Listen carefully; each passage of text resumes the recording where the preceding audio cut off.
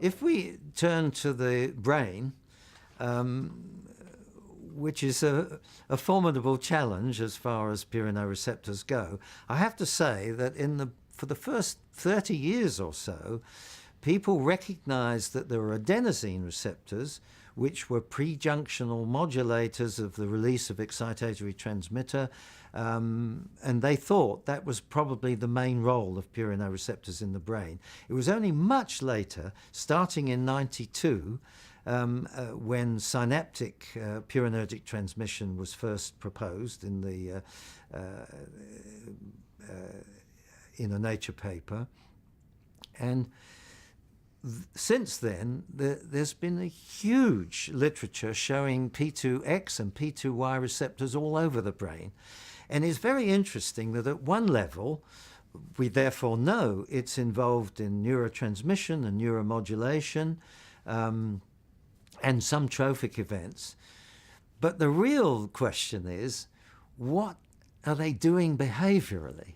And there's hardly any experiments on this at all. There's just the beginning. There's a little bit on food appetite, appetitive behavior, there's a bit of stuff on central control by the brainstem of autonomic function, which involves purinergic signaling in the NTS and various other regions of the brainstem,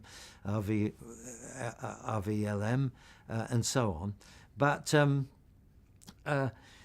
behaviorally, there's a huge gap, and if I had to say which area I would hope would be for future study, I would long to have behavioral studies.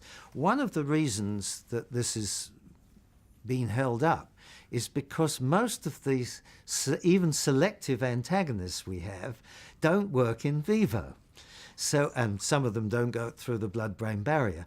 So it's very interesting that Roche have just come up with a P2X3 antagonist, which will be very important for pain and various other problems, which is what you desire. It's for therapeutic development. Small molecule, orally bioavailable, stable in vivo.